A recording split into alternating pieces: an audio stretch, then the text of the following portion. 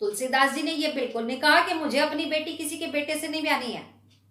उन्होंने कहा है किसी की बेटी से मुझे अपना बेटा नहीं ब्याहना है, यानी समाज की उस समय की स्थिति का वर्णन किया गया है, क्योंकि बेटियां हमारे सम्मान का प्रतीक होती हैं। काहू की जाति बिगाड़ न सो, मुझे किसी की जाति में जाकर या किसी से बिगाड़ ना करनी ना करवानी, ना किसी से लेना एक ना देना दो। तुलसी सरनाम गुलाम है राम को, तुलसीदास केवल और केवल एक नाम के गुलाम हैं और वो नाम है श्री राम। जाको रुचे, जिसे अच्छा लगे वो कहे वो जपे, और जिसको ना अच्छा लगे ना भाई वो ना कहे। तुलसीदास जी को कोई फर्क नहीं पड़ रहा इस बात से। मांगे के खेबो, तुलसीदास जी की अपनी स्थिति ये थी कि मांग कर खाना है, मस्जिद में आराम करना, सो जाना है मस्जिद में, किसी से लेना एक न देना दो। जिसे जो मर्जी आए तुलसीदास जी के बारे में वो सोचे, और वो केवल और केवल एक नाम के गुलाम हैं, और वो नाम है भगवान प्रभु श्री राम का। दूसरा प्रसंग हमारा आता है लक्ष्मण मूर्छा और राम विलाप। पहला जो छंद इसमें दिया गया है वो दोहा छंद है।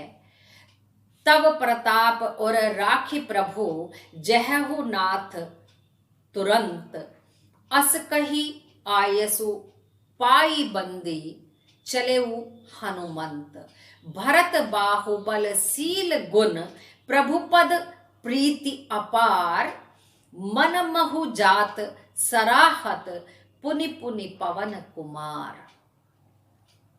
ये प्रसंग आपको भली भांति याद होगा कि जब लंका में श्री राम और रावण का युद्ध चल रहा था तो वहां लक्ष्मण जी मूर्छित हो गए थे, और मूर्छित होने पर उनका कोई उपचार नहीं सूझ रहा था। फिर लंका के ही वैद्य सुषेण को लाना था। अब चूंकि लंका के राजा तो रावण थे तो वो कैसे आ सकते थे, और ये प्रसंग आपको भली भांति याद होगा कि हनुमान जी उनके घर समेत उनको उठाकर ले आए थे।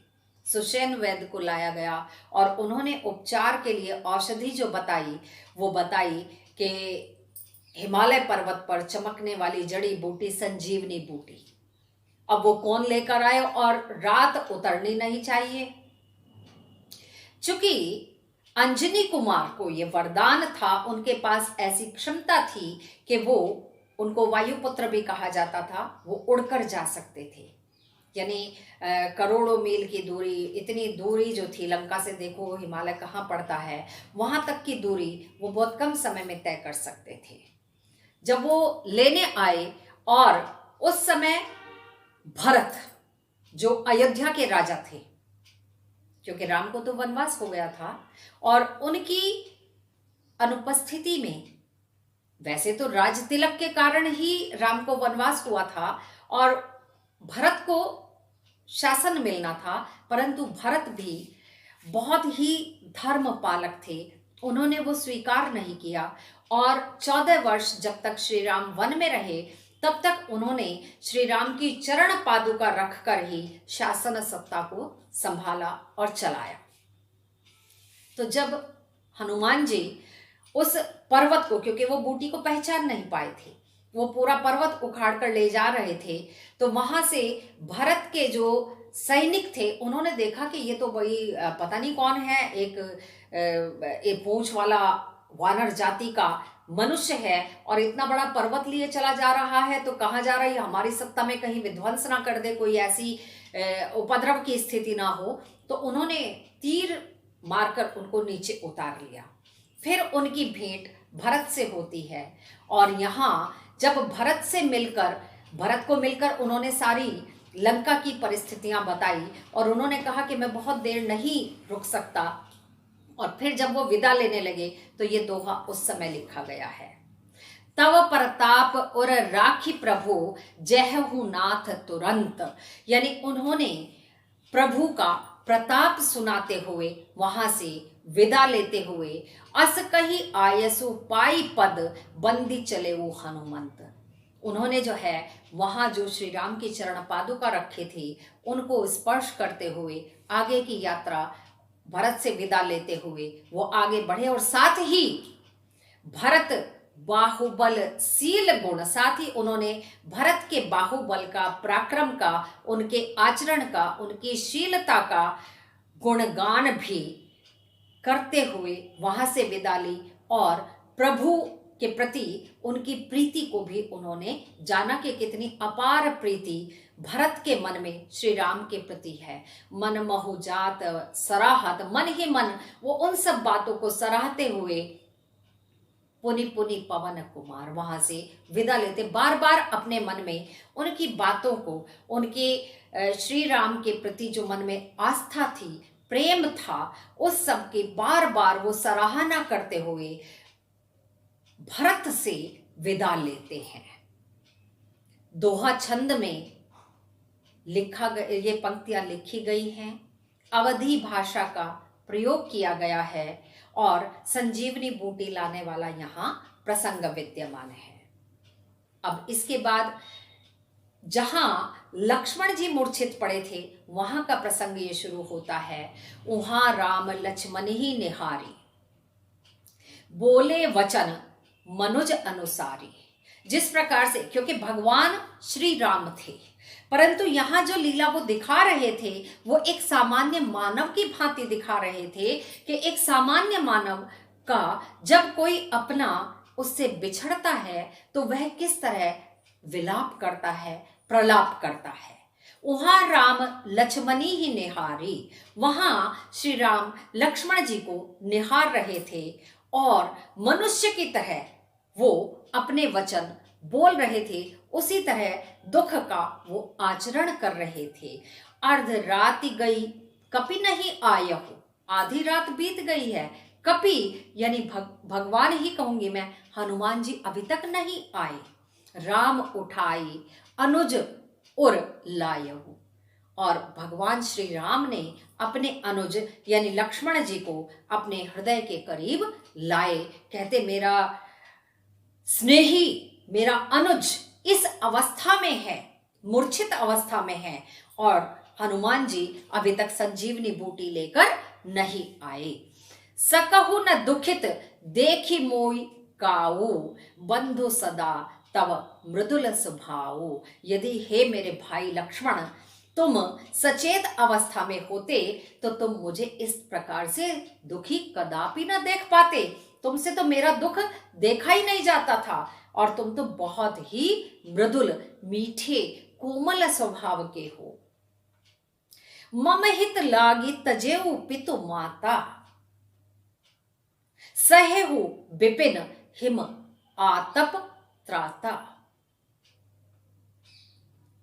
हे मेरे अनुज, केवल और केवल मेरे हित के कारण तुमने अपने माता पिता का त्याग किया और इस घनघोर जंगल में, विपिन जंगल में, तुमने जो ये दुख, सर्दी, गर्मी, बरसात, ये सब जो तुमने झेला है वो केवल और केवल मेरे हित के कारण, मेरे सुख के कारण तुम झेल रहे हो। सो अनुराग कहां अब भाई, अब ये प्रेम कहां गया तुम्हारा? क्यों तुम सचेत अवस्था में नहीं आते? उठाओ न सुनी मम वचन विकलाई। क्या तुम मेरे ये विकलता पूर्ण वचन सुन नहीं रहे हो? उठ क्यों नहीं जाते हो तुम? उठो मेरे भाई, मैं तुम्हारे बिना नहीं रह सकता। जो जन तेऊ वन बंधु बिछोहु, पितृ वचन मन तेऊ नहीं ओहु। यदि मैं ये जानता कि जंगल में जाकर, वन में जाकर मुझे मेरे स्नेही भाई से बिछड़ना पड़ेगा तो मैं पिता के वचन का कदापि पालन न करता, मैं उनकी बात बिल्कुल ना मानता। सुत बित नारी भवन परिवारा, होई जाहि जग बारही बारा। हे मेरे अनुज, इस संसार में पुत्र सुत, पुत्र वित्त धन, नारी पत्नी, भवन संपत्ति और परिवार बार बार बनाया जा सकता है, निर्मित किया जा सकता है। यदि एक बार नष्ट हो जाता है तो पुनः हम उसको निर्मित कर सकते हैं। अस बेचारी जिये जगाहू ताता, अस बेचारी जिये जागहू ताता, मिलई ने जगत सहोदर भ्राता। हे मेरे भाई, इस संसार में सब चीजों को पुनः निर्मित किया जा सकता है, पर तुम जैसा स्नेही भाई अनुज दोबारा नहीं मिल सकता, पुनः प्राप्त नहीं किया जा सकता। इसलिए मैं तुम्हें खोना नहीं चाहता हूं। जथा पंख बिनु खग अति दीना, मनि बिनु फनी करी बर कर हीना। जिस प्रकार से पंख के विहीन होकर कोई पक्षी अपंग हो जाता है, या मणि वाला नाग उसकी मणि छिन जाती है और वह अपंग महसूस करता है, व्याकुलता महसूस करता है, ठीक वैसे ही हे मेरे भाई, मैं तुम्हारे बिना अपने आप को अपूर्ण महसूस कर रहा हूं। असमम जीवन बंधु बिन तो ही, ठीक वैसे ही हे मेरे बंधु, तुम्हारे बिना मेरा भी जीवन है। जैसे पंख के बिना कोई पक्षी या मणि के बिना कोई नाग होता है, वह अपने आप को अपूर्ण महसूस करता है। जो जड़ देव जियावे मोही, और ऐसा कोई वस्तु इस संसार में नहीं है तुम्हारे अतिरिक्त जो मुझे जीवित रख सके। हे मेरे भाई, उठो। बरु अपजस सहतेऊ जग माही, नारी हानि विशेष क्षति नाही। इन पंक्तियों में उस समय में समाज में नारी की क्या स्थिति थी। 11वीं क्लास में भी आपको मैंने कविता पढ़ाई थी, वे आंखें, जिसमें कहा था खैर पैर की ज्योति जोरू। ये उसी समय के समाज का यहां वर्णन किया गया है। जहु अवध कवन मुहु लाई, हे मेरे भाई, तुम्हारे बिना मैं अवध में कौन सा मुंह लेकर जाऊंगा। नारी है तो प्रिय भाई गवाई, और ये तो मेरे लिए अपयश की बात होगी कि अपनी नारी के लिए, अपनी पत्नी के लिए भाई को गवा दिया। भाई की हानि को क्यों बर्दाश्त किया? क्योंकि पत्नी का अपहरण हो गया था। बरो अपयस सहतेऊ जग माही, ये अपयश तो मैं बर्दाश्त कर सकता था कि पत्नी का अपहरण हो गया। सह ही निठुर कठोर और मोरा, परंतु मैं तुम्हारे बिछोह का ये निष्ठुरतापूर्ण कठोर दुख कदापि बर्दाश्त नहीं कर सकता। हे मेरे भाई, निज जननी के एक कुमारा, तुम्हारी मां के तो तुम अकेले पुत्र हो। तात तासु तुम प्राण आधारा, और पिता के तुम प्राणों के आधार हो। तुम अपने माता पिता के पुत्र हो, इकलौते पुत्र हो, और उनके प्राणों का आधार हो। तो ऐसा मैं कैसे कर सकता हूं कि मेरे हित के कारण तुम मेरे साथ आए हो और अपनी पत्नी के कारण मैं तुम्हें गवा के चला जाऊं? मैं कौन सा मुंह लेकर अवध में जाऊंगा? इस कारण से तो मैं अपयश का भागी हो जाऊंगा। सौंपे सी मोही तुम्ही गही पानी, सब विधि मुख सुखद परम हित जानी। तुम्हारी मां ने तुम्हारा हाथ मेरे हाथ में सौंपा था केवल ये जानकर कि मेरे साथ रहते हुए तुम्हें किसी तरह की कोई परेशानी नहीं होगी, सब तरह के सुख तुम्हें मिलेंगे। मैं तुम्हें कष्ट होने ही नहीं दूंगा क्योंकि तुम मेरे छोटे भाई हो। उतरु कहा देहू ते ही जाई, उठी कि न मोही सिखाओ भाई। हे मेरे भाई, उठो और मुझे सिखाओ कि मैं तुम्हारे बिना कैसे जीऊं, आगे जीवन कैसे जीऊं। मुझे तुम्हारे बिना रहने की आदत नहीं है। बहुविधि सोचत सोच विमोचन स्रवत सलिल राजीव दल लोचन। लोचन कहते नेत्र को, राजीव कमल जैसे नयन, नयन में उनके आंसू भर आए और वो ये कहे, हे मेरे भाई उठो, मुझे बताओ कि मैं किस प्रकार से तुम्हारे बिना जीने की आदत डालूं। मैं नहीं रह सकता तुम्हारे बिना, मुझे आदत नहीं है।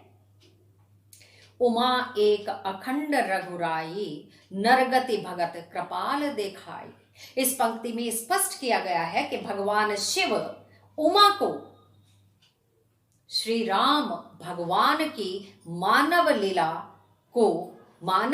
को बता रहे हैं, कथा के रूप में सुना रहे हैं। इससे आगे ये सोरठा छंद है। छंद आपके सिलेबस में नहीं है, क्लास 10th में रस होते हैं, तो आज मैंने आपको कवित्त छंद पढ़ाया है, दोहा पढ़ाया है, चौपाई में लिखा हुआ है, ये चौपाई छंद है। अब आगे जो है ये सोरठा छंद है। प्रभु प्रलाप सुनी कान बिकल, भय बानर निकर, आई गयो हनुमान जिमी, करुणा मह वीर रस। प्रभु का प्रलाप सुनकर, उनके रोने को देखकर पूरी वानर सेना निराशा में डूब गई और वो सब प्रलाप करने लगे, रोने लगे। परंतु उसी करुण दृश्य के बीच हनुमान जी प्रकट हो जाते हैं और वहां करुण रस में ही तुरंत वीर रस की उत्पत्ति हो जाती है। सब में एक तरह से उत्साह का संचार हो जाता है, इसलिए यहां वीर रस की उत्पत्ति बताया गया है। इससे आगे का जो प्रसंग है, हर्षि राम भेटेऊ हनुमाना। हर्षि प्रसन्नता पूर्वक श्री राम ने हनुमान से भेंट की और उनके प्रति कृतज्ञता प्रकट की। अति कृतज्ञ प्रभु परम सुजाना। उनको भगवान स्वरूप मानकर उनके प्रति कृतज्ञता प्रकट की। तुरंत वैद तब कीन्ही उपाय। सुषेण वैद वही थे, उन्होंने तुरंत उपाय किया और झट से उठी बैठे लक्ष्मण हर्षाई। प्रसन्नता पूर्वक लक्ष्मण जी उठकर बैठ गए। हृदय लाई प्रभु भेटे वो भ्राता। श्री राम अपने अनुज से भेंट करते हुए उसे हृदय से लगाया। हर्षे सकल भालू कपिभ्राता। और पूरी वानर सेना और भालू जितने भी थे, वो जामवंती थे, उन सब में हर्ष की लहर दौड़ गई। साथ ही वीर रस का भी उत्पत्ति संचार हो गया। कपिपुनि वैद तहा पहुंचाया, जेहि विधि तबहि ताहि लई आवा। कपि हनुमान जी। हनुमान जी ने जैसे ही उन्होंने लक्ष्मण जी का उपचार किया और लक्ष्मण जी उठ बैठे, वैसे ही उन्होंने सुषेण वैद्य को जैसे लंका से लेकर आए थे, वैसे ही वापस उनके घर, उनके स्थान पर उनको पहुंचा दिया। अब ये सारा वृतांत रावण ने सुना। उन्हें तो लगा था कि अब ये दोनों भाई हार गए, क्योंकि लक्ष्मण जी मूर्छित हो गए और निराशा हो गई, अब ये युद्ध नहीं करेंगे। यह वृतांत दशानन सुने। दशानन ने यानी रावण ने ये सारा वृतांत सुना कि लक्ष्मण जी तो ठीक हो गए। अति विषाद पुनि पुनि सिर धुनयो। वो बहुत दुखी हुए और बार बार अपना सिर धुनने लगे, परेशान हो गए। और फिर उन्होंने अपने भाई भीम को आए थे, कुंभकर्ण को जगाने का प्रयास किया। ऐसा कहा जाता है कि वो 6 महीने सोते थे और 6 महीने जागते थे। खाते भी बहुत अधिक थे। भीम बहुत बड़ा आकार था, विकराल रूप था। व्याकुल कुंभकर्ण पहि आवा।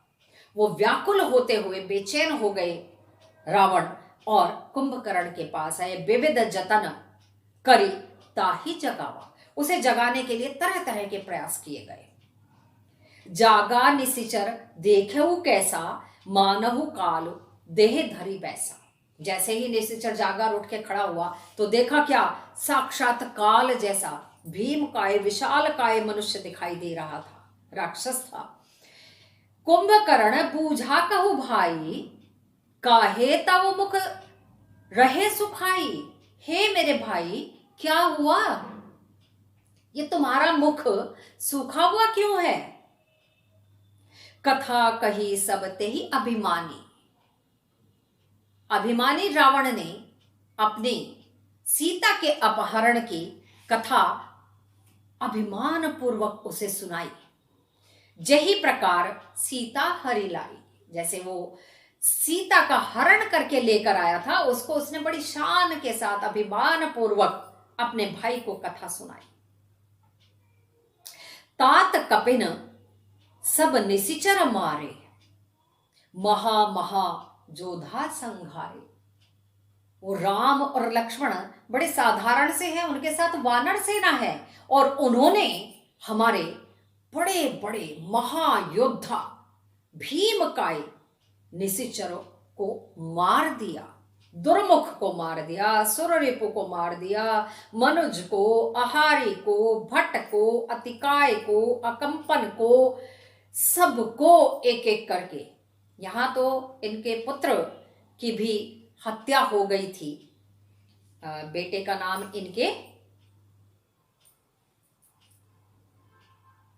चलिए, अपर महोदर आदिक बीरा, परे समर मही सब रणधीरा। हमारे जितने भी महान योद्धा थे, एक एक करके उस वानर सेना और इन साधारण मनुष्यों ने उनको समाप्त कर दिया।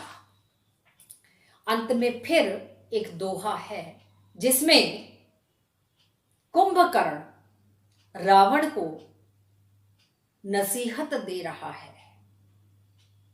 सुनि दस कंधर वचन तब, कुंभकर्ण बिलखाय। जगदम्बा हरि आनि अब, सठ चाहत कल्पान कल्याण। सुनि दस कंधर वचन तब, पूरी कहानी कुंभकर्ण ने सुनी। दसकंधर 10 सिर वाला था रावण, इसलिए उसको दसकंधर भी कहा जाता।